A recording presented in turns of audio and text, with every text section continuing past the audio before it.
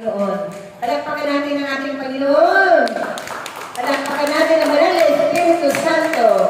Palakpakan natin ang ating mahal na Amang Yahweh. Ang ating mahal ay ng Virgin Maria. Amen? Right ang Diyos? Amen. God is good? All the time. All the time. God is good. God is good? All the time. All the time. God is good. God is good? All the time. Maraming breakfast!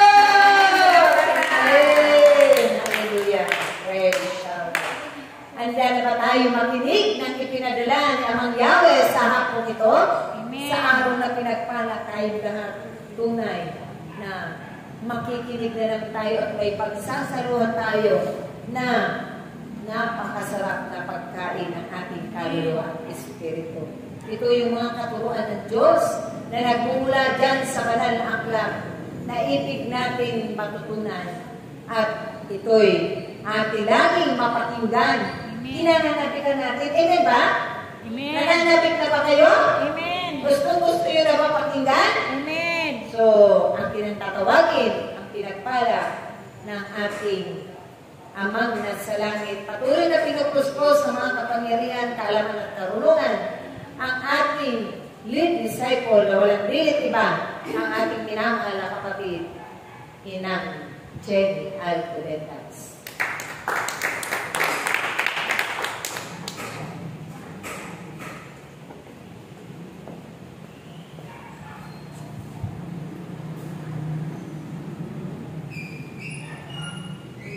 God is good. All the time. All the time. God is good. The will of the Father. Yes, I will. Yes, I will. The will of the Father. Palakpak sa ating Panginoon.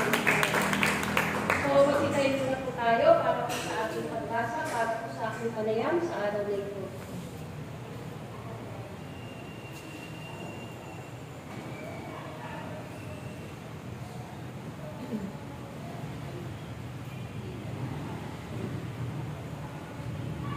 Basa mula sa unang sulat ng Juan. Ang Diyos ay pag-ibig. Mga minamahal. Mag-ibigan tayo sapagkat mula sa Diyos ang pag-ibig.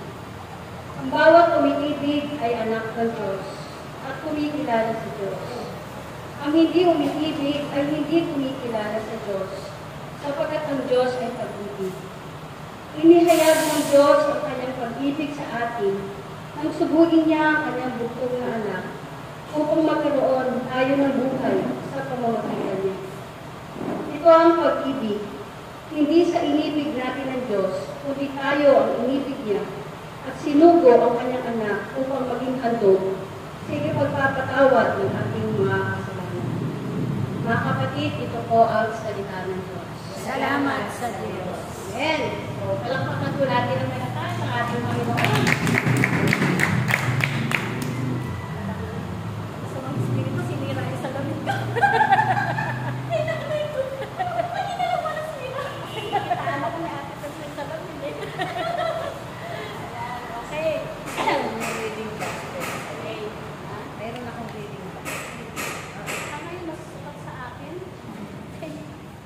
Okay, so yung aking topic ngayon ay pagmamahal ng Diyos. Amen?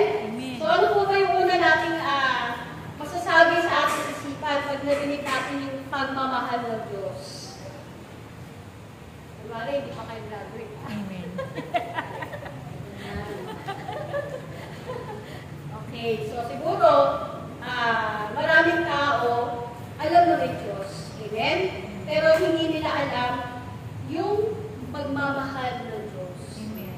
Amen? Kasi masasabi mo lang yan kung kilala mo na ang Diyos. Yung iba nga hindi naniniwala may Diyos eh. Amen? Amen. Diba? Naniniwala ba tayo may Diyos? Amen. May Diyos ba? Amen. Sino naniniwala may Diyos? Taas ang kamay. Yan. No? Sabi nung China, wala daw silang Diyos. No? So, ano na nila, inalis na nila ang Diyos sa buhay nila. Ang mga atheist, no? Wala silang Diyos. Pero tayo dito sa Pilipinas, meron tayong Diyos. Amen ba? Naniniwala ba kayo may Diyos? Amen. Yes. So, palakpakan po natin ang malakas ng ating Panginoon, no? So, tuloy ko mga kapatid, sabi nga, hindi nakakakilala sa Diyos. No? Nakakahangal. No? Kasi, pinag-aaralan nila yung mga nilikha ng Diyos, pero yung lumikha, hindi nila kilala. Amen? Dahil sabi nga, sa pagsilay natin sa mga nilikha ng Diyos, no, napakaganda. Tingnan mo yung langit, tingnan mo yung mga bundok, yung araw, yung mga bituin, yung buwan. Makikilala mo ang lumikha. Amen? No? Kaya nga, ibig sabihin, talagang merong Diyos na umiiral. No? Merong Diyos na lumikha ng sanlibutan. No? Kaya nga, napakahalaga na kilalanin natin ang Diyos. No? Kilala niyo na ba ang Diyos? Hindi pa. Alam lang may Diyos, eh. Amen? Amen. Pumunta nga kami ng Parting Norte. Ito mo ngayon. Ang mga tao doon, parang busy sila sa pagtatrabaho, pagtatrabaho. No, wala silang panahon para magsimba. No, tinanong namin, no, nagpagtigis kami doon sa tugigan. Anong pangalan ng Diyos? Jesus. So, hindi nila alam talaga yung talagang sino yung malalim na pagkakakilala sa Diyos. No? So, sabi nga, paano ba natin makikilala ang Diyos? No?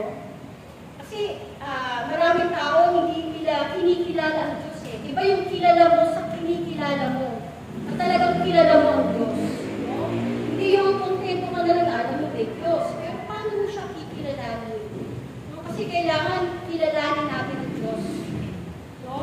Dahil pag kinilala natin siya, mas ito yung magbibigay sa atin ng tunay na kaligayahan. Amen ba? Kasi ba tayo ngayon?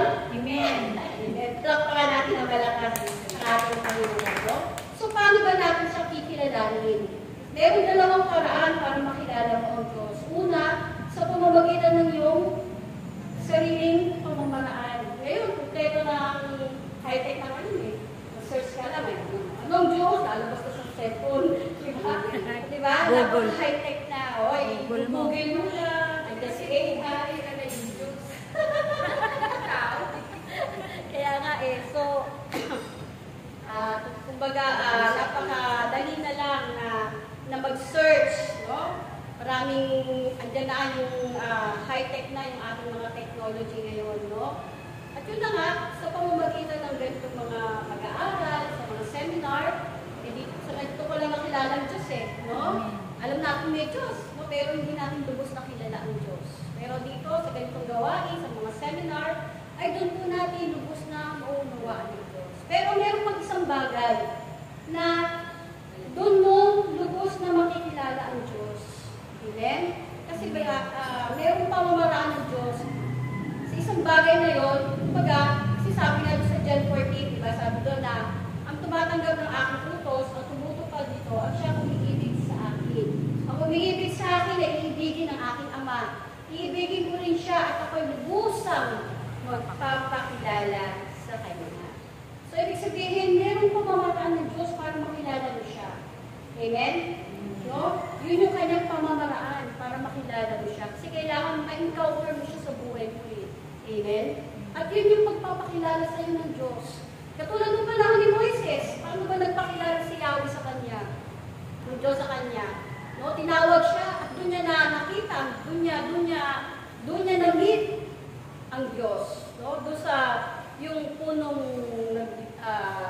burning bush. Yung nagliliyab na punong kahoy. No?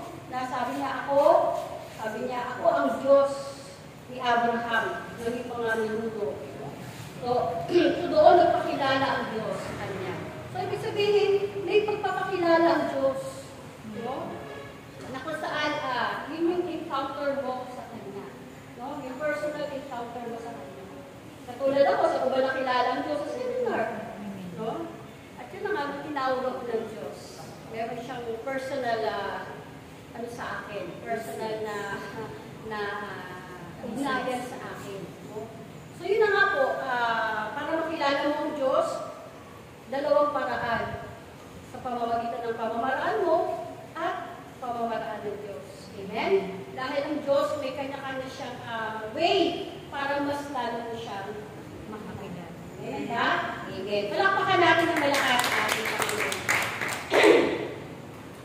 So, kung kilala natin ng Diyos, siyempre, una sa lahat, tatanungin, pag kilala mo na ako, ang pangalan. Yun ang unang-unang kong tatanungin, ano ang pangalan ng Diyos? Amen. No? Sabi nga ni Moises, ako ay sinugo ng Diyos na walang pangalan. Hindi na alam ang pangalan nun eh. Ano yung pakilala sa Kanya? Anong pangalan ng Diyos? Sa lumang tipan? Kung paano nagpakilala ang Diyos kay Moises? Anong pangalan? Ha? Anong pangalan?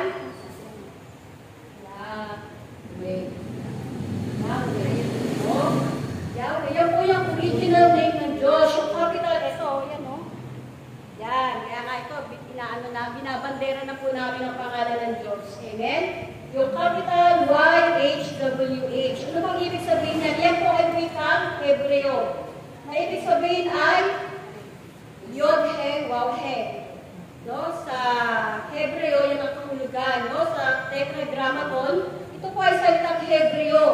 No? Na binubuo ng 4 na letra sa Tetragrammaton, na ibig sabihin ay 4 na letra. No? Na ibig sabihin ay ako si ako nga. Or sa Hebreo, ang ibig sabihin ng ako si ako nga ay Ei, Asher, Ei. No? Na ibig sabihin, ako ang Diyos na umiiral. No? Na ibig sabihin, siya yung umiiral. Na ibig sabihin, kung ano yung kailangan mo, siya yun. Ako yun. Kailangan mo ng kagalingan, ako yun. Kailangan mo ng kalakasan, ako yun. Kailangan mo ng kaligtasan, ako yun. So, ano kailangan mo? Ako yun. Ako si ako nga. So, yun ang ibig sabihin ng Yahweh. No? Pero sa pagbigkas, ito ay pinagdidibatihan pa ng mga scholar kung paano yung pagbigkas. Dahil nga, sa takot na ito ay malapastangan. Dahil ang pangalan ng Diyos ay banal. Sabihin nyo nga, banal. Banal ang pangalan ng Diyos. Ito ay pinaka-banal. No? At pinaka-tatangi. Kaya nga po, yung pangalang Yahweh ay tinago noon sa Israel. Kasi sa takot na malapastangan ang pangalan ng Diyos. Kaya pinalitan nila ito ng Adonai or Panginoon. Kaya nga makikita niyo sa mga misa natin sa simbahan, yung dating kinakanta na Yahweh, I know you are. Hindi na. Kasi binago na nila. No? Kaya hindi na po ginagamit yung salitang Yahweh sa mga ibang ano. Kaya pinalitan nila. No? Pinagtanan na ng Lord or mga nicknames. No? Kaya iba ginagamit sa ibang mga sekta. Ginagamit nila El Shaddai, Elohim, no? Shalom, gano'n. So, iba-iba yung pangalan na itinangala. Huwag lang yung original. Kasi yung original yung Yahweh ay original na pangalan ng Diyos. So, wikang Hebreo, at ito ay napaka-banal. Amen? Palakpakan po natin ang malakas na ating Panginoon. At yun na nga, dahil sa ito ay banal, di ba sabi nga sa Ama namin, sumasalangit ka, sambahin ang pangalan mo. No? So, yung pangalan ng Diyos daw ay dapat nating sambahin. No? Kailangan sambahin natin. Paano ba natin sinasamba yung pangalan ng Diyos? Iba nga paano nila sasambahin kung di nga nila alam ang pangalan? No? Kung alam mo na yung pangalan, paano mo siya sasambahin? No? Ito na nga, sabi nga, sambahin mo siya sa Espiritu at katotohanan. No? Sa John 4, sabi doon, ang Diyos sa Espiritu, kaya dapat siya sambahin sa Espiritu at katotohanan. Pero yun na nga, sabi nga ng ating Panginoon, papuri sa akin ay kaimbabaw lamang, sapagkat sa nguso at hindi ito sa puso, bumubukas. Amen? Nung maraming tao, nagsisimba, nagdadasal, pero puro panlabas lang, no? Hindi doon sa kalooban. So, ano ibig sabihin ng pagsamba sa Espiritu? Kailangan sambahin natin siya sa ikabuturan ng ating puso. Amen? Yung pagsamba sa loob. Pagsamba sa iyong kalooban. Sa Espiritu. No? At paano siya sasambahin nila? Kasi nasamba ang Espiritu sa ating puso. No? Kaya nga, masasamba lang natin siya sa tulong ng Espiritu Santo. No? Kailangan yung talagang isang tapat na pagsamba sa Diyos. No? Na talagang damang-dama mo yung may kasamang pagmamahal, may kasamang paggalang, may kasamang pagrespeto. Yun ang tunay na pagsamba na hinahanap ng ating Panginoon. Ang pagsamba sa Espiritu at katotohanan. Amen? Palagpakan po natin naman ang ating Panginoon. At yun na nga, meron tayo uri ng pagsamba. Ano ba yung pinakamataas na uri ng pagsamba? No? Sabi nga doon sa research ko, yung pinakamataas daw na uri ng pagsamba ay yung tinatawag na latria. Ito ay salitang Grego na ibig sabihin ay yung pagsamba o paglilingkod. So yung pinaka-highest is latria na ito ay nauupo lamang sa Diyos. No? Kaya nga yung pagsamba sa Diyos lang yun. Yung latria para lang yun sa Diyos. At merong uri ng paggalang. No? Yun na nga, tatlo din siya. Yung latria, yun na para sa Diyos. At susunod yung tinatawag na dulia. Yung dulia, ito yung paggalang. Tayo ay nagbibigay ng respeto, paggalang at pagpapahalaga. Ito ay nauukol para sa mga santo. So, ang tawag doon ay dulia. No? At ikatlo, yung tinatawag na hyperdulia. Na ito ay paggalang at pagpaparangal na ibinibigay kay Mama Mary. Pala yun, ano? Na, kasi nga, bilang ibigay respeto, paggalang sa kanya dahil sa kanyang papel na ginampanan bilang ina ng anak ng Diyos. No? Pero hindi naman dapat na umabot doon sa pagsamba sa Diyos. Yung nandun lang yung level niya. No? Yung hyperdulia at pinakamataas. Isa siyang puri ng dulia, pero yun nga, yung pinakamataas na binibigay lamang para kay Mama Mary. Yun ang hyperdulia.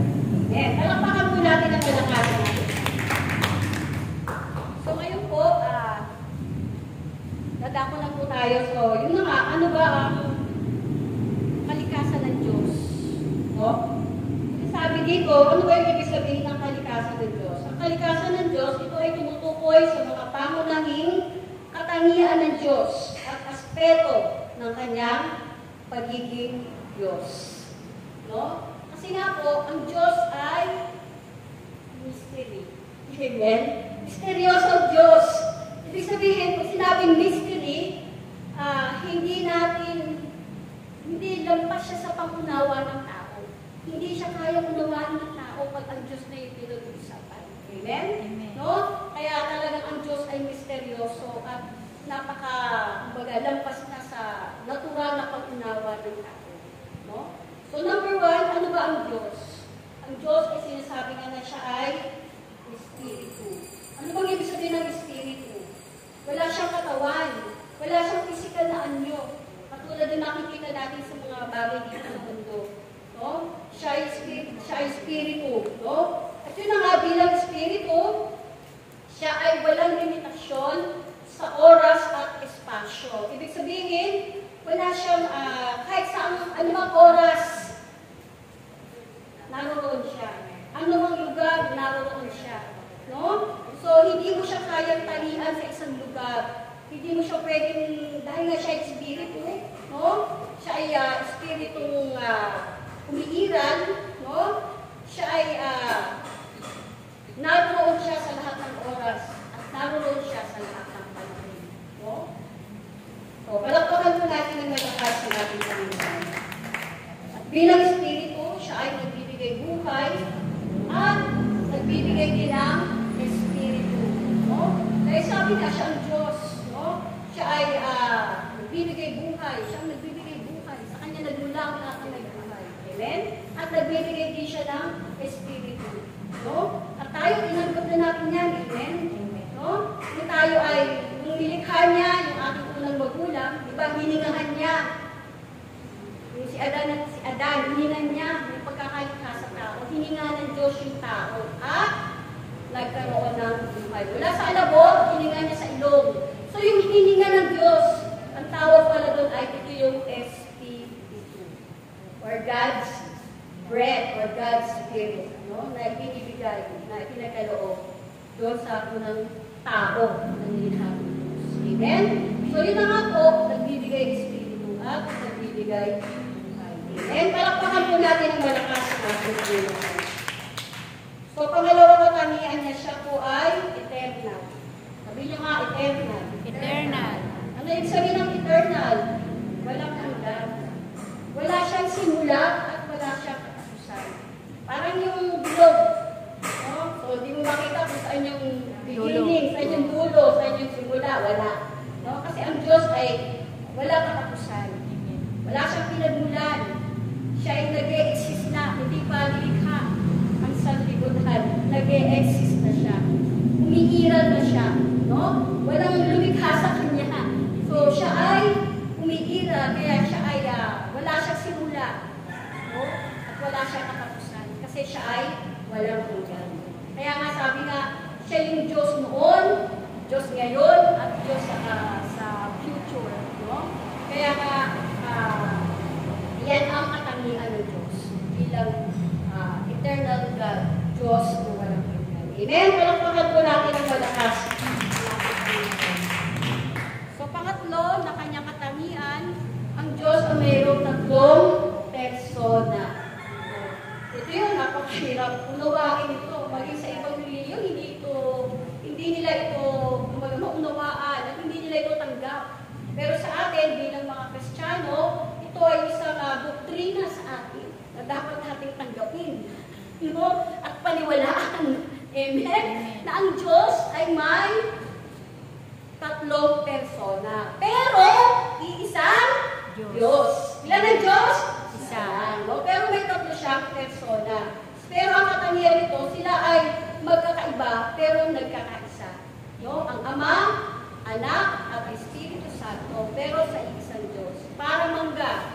Balat ng mangga, laman ng mangga, buto ng mangga. Pero, isang mangga. So yan ang example, no? Na ibig sabihin magkakaiba sila. Iba ang function, magkakaiba sila ng katangian, magkakaiba sila ng tungkulin, no? At papel na ginagampanan sa kaligtasan ng mundo, no? Iba-iba yung kanilang tungkulin. Ang Ama, siya yung lumikha ng sanlibutan. Ang Anak, siya ang tagapagligtas. At ang Espiritu Santo, siya ang gabay. Amen?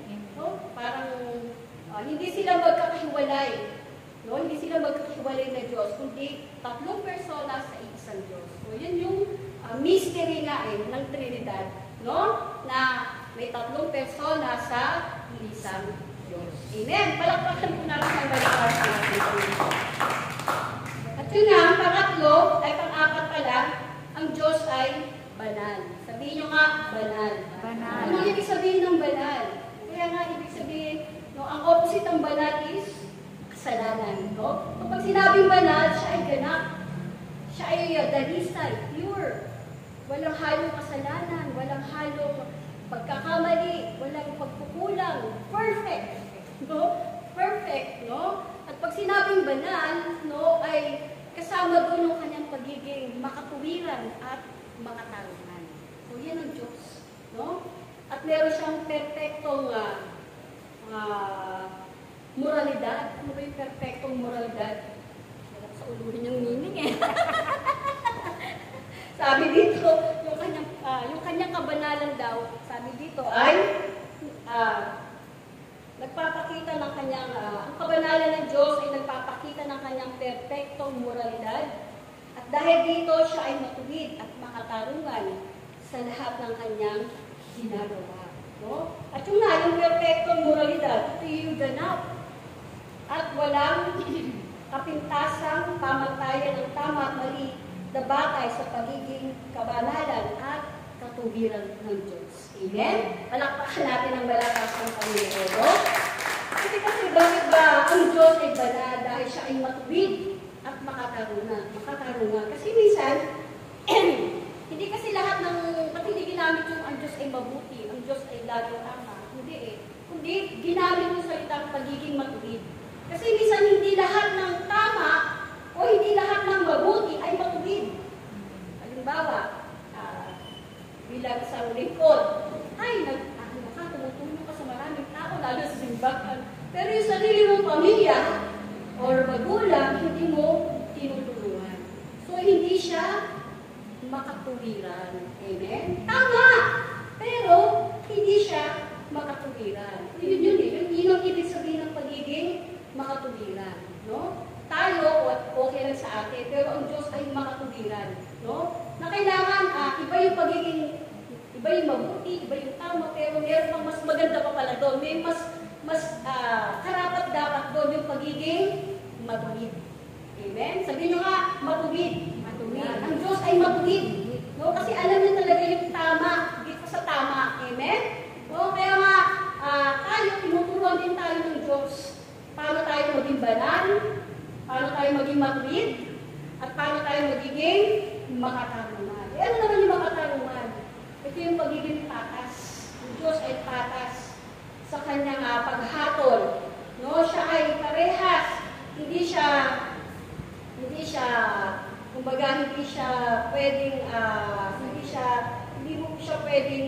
niya pinipilipit yung kamalian. Hindi pata siya sa lahat. Hindi siya nagtatangi, pantay. No? Yan ang pagiging makatanungan ng Diyos. No? Na alam niya kung paano niya hahatulan ang mabuti. Paano niya gagantipalaan ang mabuti at paano niya parurusahan ang masama. Yan ang katarungan ng Diyos. Amen? Malakpakan natin ang malakas ng ating Panginoon.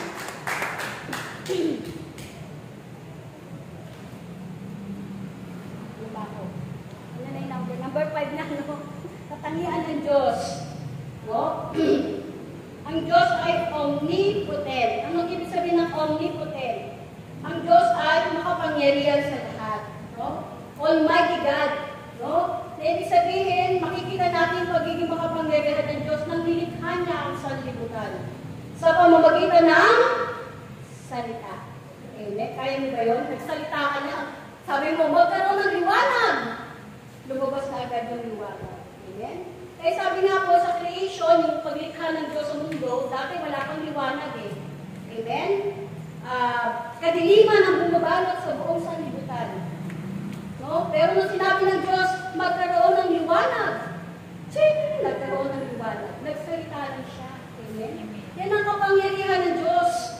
Ang Diyos ay lumikha. Iba kasi yung gumawa sa lumikha eh. Pag sinabi gumawa, tulad ng paggawa mo ng upuan, ginawa mo yan ng iyong kamay. Pero ang Diyos ay lumikha. Pag sinabi lumikha, ito ay ginamitan niya ng kapangyarihan. Amen? Si Dennis, may kapangyarihan ka ba? Kaya mo gumawa ng liwanag? No? So, ibig sabihin, ang Diyos ay makapangyarihan. Taglay niya na yun. No? Bilang katangian, no? Bilang kalikasan ng Diyos, taglay niya na yung kapangyarihan. Almighty God. No? Kaya nga nung nilikha niya sa libutan, magkaroon ng liwanag. Nagkaroon ng liwanag. Amen? No? So, unang araw yun, nagkaroon ng liwanag. Pangalawang araw, ano yung nilikha ng Diyos? Sabi ng Diyos, magkaroon ng kalawakang hahati sa tubig. Ikaw, kaya mo hatiin ng tubig, Ate Connie? Hatiin natin yung tubig. No? Hatiin mo sa baso. No, ilagay na ngayon. Sabi ng Diyos, magkaroon ng kalawakang hahati sa tubig. No? So, hinati niya ngayon yung tubig. May tubig sa taas at may tubig sa baba. O, anong nangyari? Anong tawag doon sa tubig na nasa baba? Yun ang nangyari doon ay nagkaroon ng, ito na yung karagatan. No? Kaya nga, ano ba yung tawag doon sa kalawakan na humati? Ang tinawag doon ay langit o yung kalawakan. No? Kaya pala yung kalawakan, hinatin niya yung tubig, may tubig sa taas at may tubig sa baba. Hindi ko alam kung may tubig sa taas. Hindi nagating doon sa taas ng langit. Kasi yung ulan. Kaya pala umuulan, no? Kasi may tubig sa langit. Yung tubig eh. May tubig sa taas ng langit, may tubig doon sa silong ng langit. Tapos sabi ng Diyos, magsama-sama sa isang lugar ang tubig. Pangatlong araw, magsama-sama ang tubig sa isang lugar. Lutusan niya. Nagsama-sama nga para lumitaw ang lupa. Nagsama-sama yung tubig sa isang lugar. Kaya lumitaw yung lupa. Biro mo, kaya pala nagkaroon ng lupa, kung yung mga tubig, nagpunta ko sa isang lugar.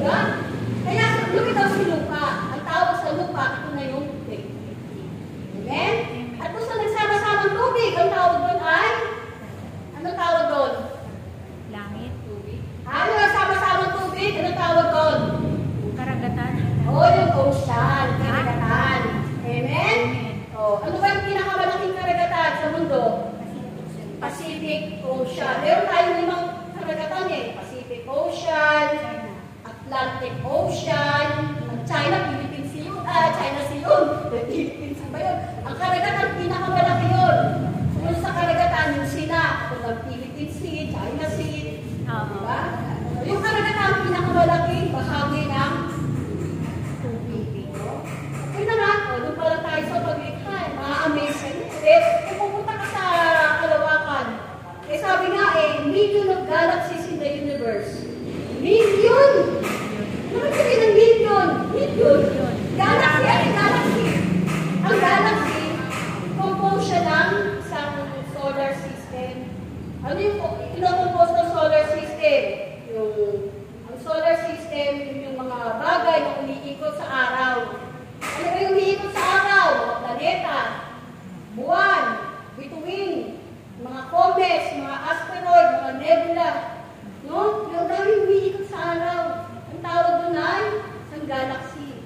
Kaso million, hindi pala million na ngayon, billion na pala. Mga to, nabasa ko na-search ko na 100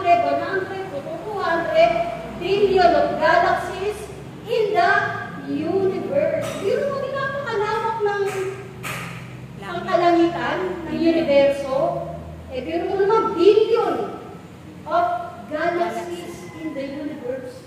Nagtanong pa nga ako kay AI Meron ba katulad ng Earth sa ibang galaxy?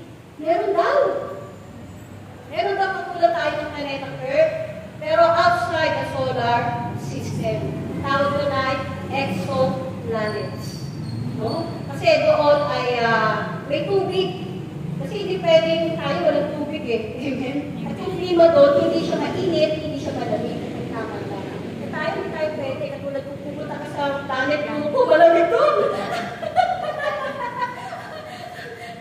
Masyado ka doon malamig. Pero dito, medyo tama lang yung klima niya.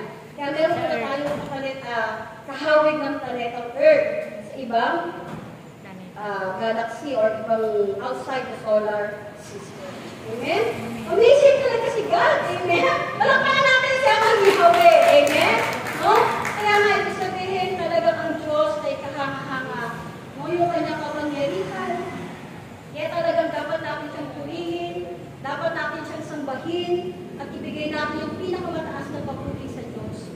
Kasi nga siya ay talagang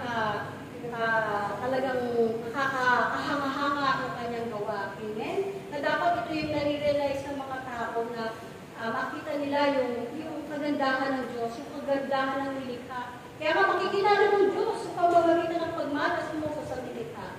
Sa kalawakan lang, ma-amaze ka na kay God. Amen? Palakpakan natin ang lalakas ng ating Panginoon. No? So, pang-anim, ang Diyos ay omniscient. Sabihin niyo nga, omniscient. Omniscient. Ang Diyos ay marunong sa lahat. No? Alam niya ang lahat ng bagay. No? Alam niya ang lahat ng nangyayari. Alam niya kung saan. Sabi nga ng Panginoon kay Job, no? Sa Job 40, alam mo ba kung saan yung dulo ng hangganan ng dagat? Alam mo ba kung saan yung pundasyon ng mundo? Alam mo ba yung kalalimang walang hanggan? No? So, ang Diyos lang ang nakakaalam niyan. Amen? Tayo din natin alam yan. Alam mo ba kung saan nagtatago ang mga snow? Alam mo ba yung lalagyan mo ng snow? Sabi niya ma no? Sa atin, wala tayong snow dito. Pero sa Korea, ang daming snow. Bakit sila doon meron tayo? Wala. Kasi mainit. Malamig pa lang. Pag December pa lang, sumusuko na tayo sa lamig. Pauulan na pa ng snow. Yes, kayo. Kaya nakakabuti ni Lord talaga.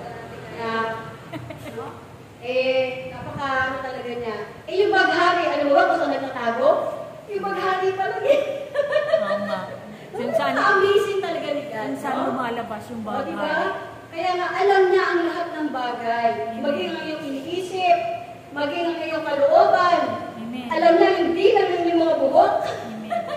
Alam niya yung mga hiwaga na nagaganap. Alam niya yung lihim ng kalooban ng bawat tao. Amen? At alam niya yung mga magaganap sa hinaharap. Kasi nga, Siya yung Diyos na nakakaalam ng lahat ng bagay. Amen! Palakpakan natin ang malakas ng ating Panginoon, no?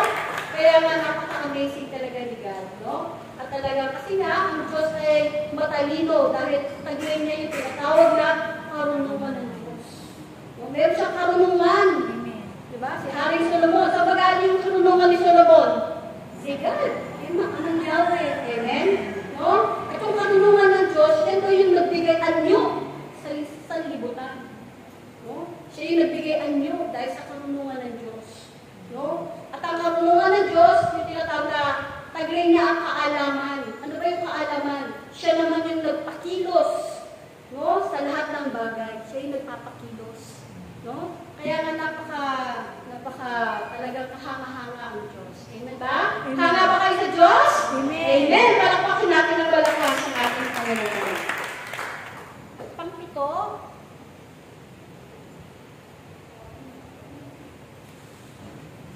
omnipresent. Sabihin nyo nga, omnipresent. Omnipresent. Ang Diyos ay nasa lahat ng lugar.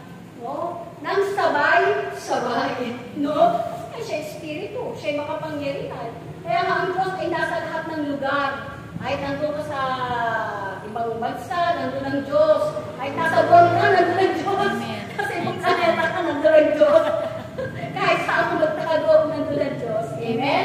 No? Dahil walang makapagtatago sa Diyos. Dahil ang Diyos ay nasa lahat ng lugar. Amen? Nasa lahat ng panahon, nasa lahat ng lugar, dahil siya ay omnipresent. No? Lahat nakikita natin ng Diyos. Kaya kahit saan mo tawagin ng Diyos, maririnig ka ng Diyos. Amen ba? Amen. Palakpakan natin ang malakas ng ating Panginoon. At yun na nga, pangwalo, ang Diyos ay pag-ibig. No? Sabi nga, ang Diyos ay pag-ibig. Yung salitang pag-ibig, siya mismo yun. Amen? Ang salitang pag-ibig, siya mismo yun. No? At yun na nga na hindi, kukulang ka ng pag-ibig, ang Diyos ang magbibigay sa iyo. Amen? At dahil siya ay Diyos ng pag-ibig, ay kung gaano, sabi nga, paano ba natin naiilarawan ang pag-ibig ng Diyos? Sukatin mo daw yung langit, yung distance ng langit at lupa, hindi mo kayang sukatin. No? O yung lawak ng universe, ganun, yun yung pag-ibig ng Diyos. Yung kalaliman ng dagat, hindi mo kayang sukatin, ganun kalawak ang pag-ibig ng Diyos. At ang pag-ibig ng Diyos ay hindi mo kayang sukatin. Ang pag-ibig ng Diyos ay hindi nagbabago. Ang pag-ibig ng Diyos ay laging tapat sa kanyang pangako. Amen? Amen. No, ang pag-ibig ng Diyos ay hindi nagbabago. Sapagkat ang pag-ibig ng Diyos ay walang hanggan. Amen? Palakpakan natin ang malakas ng ating Panginoon. No? Kaya nga ibig sabihin, paano ba ilalarawan ang pag-ibig ng Diyos?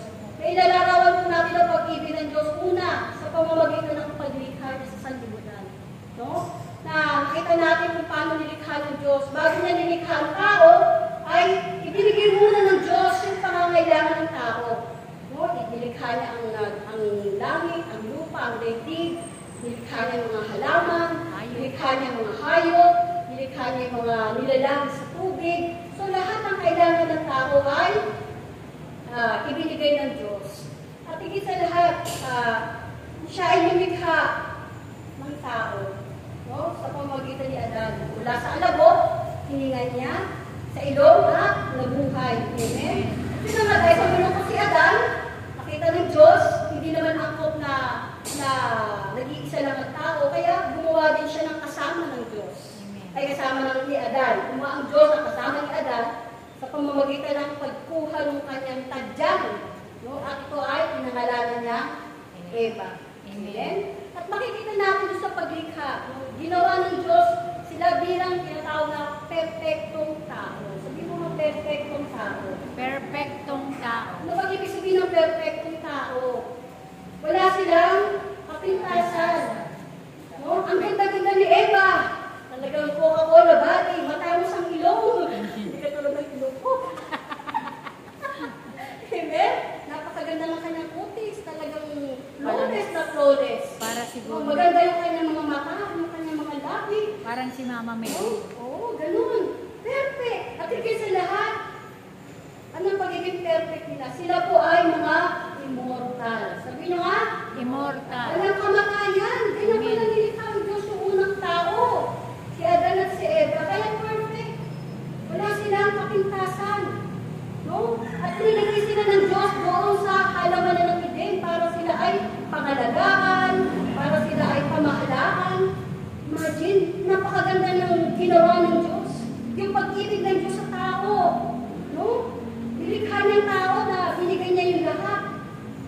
immortal, perfect. At higit sa lahat, yung pagiging perfect, ay wala silang kamalayan, wala silang malisya. Amen. Eh ngayon ang tao, punong-puno ng alisyahan. Amen. No? Wala silang, kasi nga, si Adam at si Eva, lumikha ng Diyos, walang damit. Hubad. Amen? Hubot. Pero hindi sila nahihiya. Amen? No? Nilikha ng Diyos si Adan at si Eva bilang perfect na tao. Kasi lahat nakatangian. Walang kamatayan, hindi sila nagkakasakit. Noon, hindi pa usok high blood, hindi pa usok diabetes. Hindi wala silang sakit. Perfect. Hindi sila nagkakasakit dahil nandun sila sa pamamahala ng Diyos at pagkalinga ng Diyos. Amen? No? Pero dahil nga marami nang nangyari. Amen? Sa susunod, tatalakayin yan sa susunod ang topic. Amen? So, palapakan natin ang malakas ng ating Panginoon. No? So, na, ito yung pag-ibig ng Diyos. Amen. Ang Diyos ay laging nagbibigay. Ang Diyos ay lahat ibibigay sa atin. No? Binigay niya ng napakagandang sanlibutan. Nilikha niya ang tao. No? At yun na nga, ano pa yung makikita natin pag-ibig ng Diyos? Nung nagkasalang tao, ano ginawa ng Diyos? Ibinigay niya ang kanyang bugtong na anak para iligtas ang isang katao. Amen? No? At higit sa lahat, ano pa yung kasi ang pinaka-greatest manifestation ng pag-ibig ng Diyos, yung pagkakalob niya ng kanyang bugtong na anak. Eh, sino ba yung bugtong na anak? Si Jesus. Amen? Kilala niyo ba si Jesus? Kilala niyo ba ang ating Panginoon? Amen? Palakpakan natin ng malakas sa ating Panginoon. No? Siya yung pangalawang persona. Sabi nga, siya yung salita ng Diyos. Nung nagsasalita ang Diyos, likhain natin ang sanlibutan. Yung salita na yun si Jesus. No? Bakit natin likhain natin? Ito usap ang Diyos kung nililikha niya yung daigdig. No? Sino yung kausap niya? Yung Holy Spirit. Kaya ito yung nagpapatunay na meron tatlong persona. No? Sa natin mababasa yan sa Mateo 28. No? Bautismuhan niyo sila sa ngalan ng Ama, Anak, at Espiritu Santo. No? So yun yung matibay na katibayan na meron tatlong persona sa isang Diyos. No? Kaya nung sabi ng Panginoon, likhain natin ang tao. Sino kausap niya? Yung Holy Spirit. At yung salitang lumalabas, yun si Jesus. Kaya nga, sa John 1, sabi nga, ang salita ay Diyos. Ang Diyos ay salita. Ang salita ay nagkatawang tao. At yun ang ating Panginoon. Amen? Kaya doon ipinakita, kaya sabi sa John 3:16, gayon na lang mga pag-ibig ng Diyos sa sanlibutan, kaya binigay niya ang kanyang bugtong na anak, upang sino man sumampalataya sa kanya, hindi mapahamak, kundi magkaroon ng buhay na walang hanggan. Amen? Palakpakan natin ang malakas ng ating Panginoon. Amen na nga. Okay. So, doon pinakita ng Diyos yung kanyang pagkakaloob, yung kanyang pag-ibig, no? Sa pamagitan ng pagkakaloob niya ng kanyang bugtong na anak. At yun na nga, may pangako ang Diyos. So, sabi niya, siya ay gagawa ng bagong langit. Lilikha siya ng bagong langit at bagong lupa. Ano ba ibig sabihin ng bagong langit? Sabi nga doon sa Isaiah 65, no?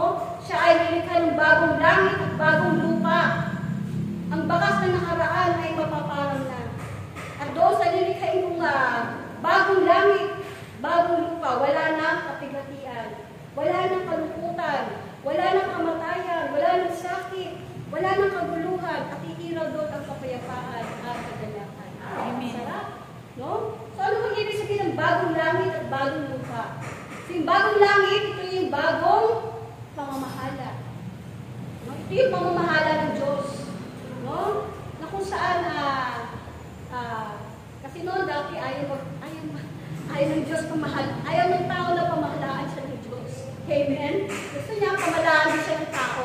Kaya lumitaw noon ng mga hari, diba? Sa kasaysayan natin, no? Sa Old Testament, lumitaw yung mga hari dahil ang gusto nila, tao ang magmamalig sa kanila. No? Pero sabi ng Diyos, ako ay nilikha ng bagong langit at bagong lupa. So, yung bagong langit, ito yung pamamahala ng Diyos. Ito yung bagong Jerusalem mula sa langit. Amen? Na ibababa niya. No? Na kung saan yung bagong Jerusalem, na ito yung Xerox copy ng Sentrong Jerusalem. Yung bagong Jerusalem sa langit, bagong Jerusalem Jerusalem sa lupa. At ngayon, ito tayo ngayon. Sabi nga, ito na yung bagong Jerusalem. Kapag bagong Jerusalem, sabi nga, ito yung bagong Jerusalem sa lupa. Sabi nga, dito, nakikita ang Diyos. Dito, nakakausap ang Diyos. Dito, naririnig ang tinig ng Diyos. At dito, nagtuturo ang Diyos. Dito, nagpapagaling ang Diyos. Amen? So dito, mararanasan natin yung pamamahala ng Diyos. Yan ang bagong langit. E ano naman yung bagong lupa? Ito yung bagong nilalang. Sabi nga, ang Diyos ay gagawa ng perfectong, yung ganap na bagong nilalang. No? Na kung saan wala na siyang kasamaan. At maghahari na yung kabanalan sa kanyang pagkatao. Amen? No? Na ang Diyos na ang maghahari. Ang Diyos na ang kanyang paglilingkuran.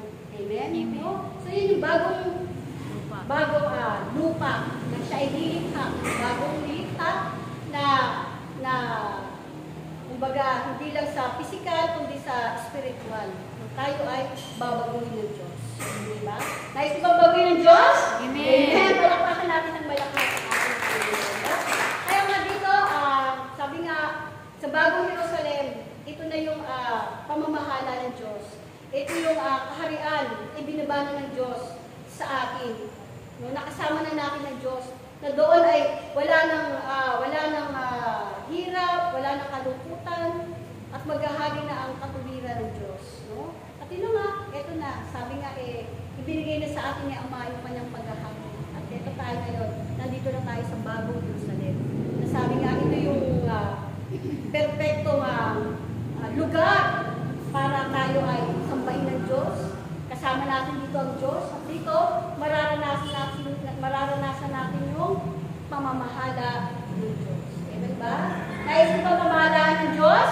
Amen. Amen. Palakpakan natin ng malakas ang ating Panginoon.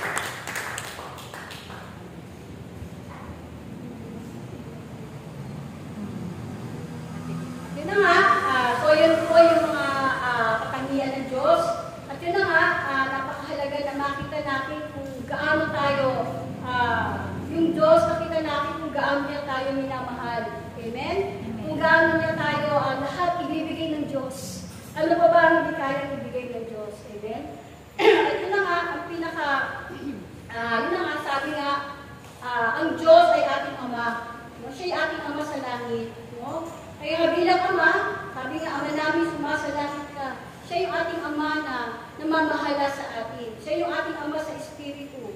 No? Kaya nga dapat na ang Diyos bilang Ama, no, ay dapat nating sundin. Diba? Sabi na Baba sa amin ang kaharian mo, ito na yun. Yung bagong Jerusalem. Yung bagong langit at bagong lupa na inihanda ng Diyos sa mga tao mananalig at susunod sa kanyang kalooban. Amen? Kaya nga po mga kapatid, no, na sabi nga, napakabuti ng Diyos, mahal tayo ng Diyos. Amen. No? So dapat nakita natin yung pag-ibig ng Diyos.